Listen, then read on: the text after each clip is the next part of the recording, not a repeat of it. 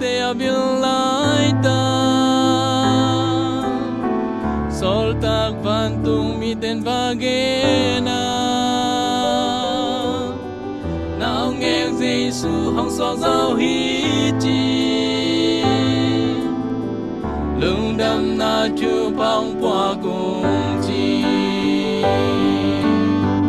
vang lên nào nghe cái ba tôi đến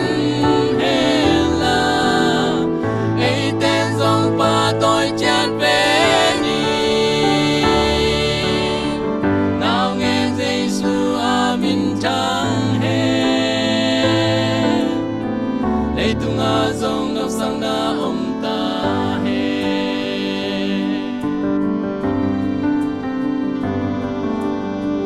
ni xoa na pan mi piel chum ten zo kham le ngu le panam tui te do ak si pi in amakai bang in nào nghe Giêsu hong bia cha tu hi vang lên nào nghe cái ba tôi đến hè là ấy tên dòng ba tôi chan về đi nào nghe Giêsu amin chang he lấy tu nga dòng nấp sang na ông ta he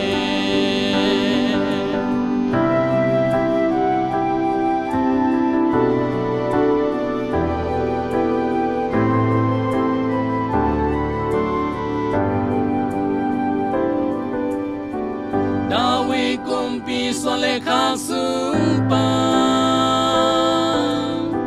nào nghe Giêsu tunin hong xoa ta bo ngăn neng na quang sung hong ki sia nào nghe Giêsu en in babiani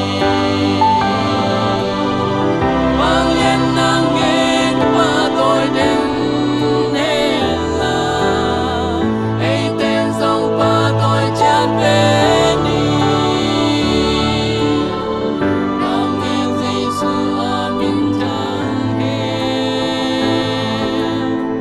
lấy tu nga dòng nằm sang na ông ta he vang lên nào nghe cái ba tôi đến he là ấy tên dòng ba tôi chát về đi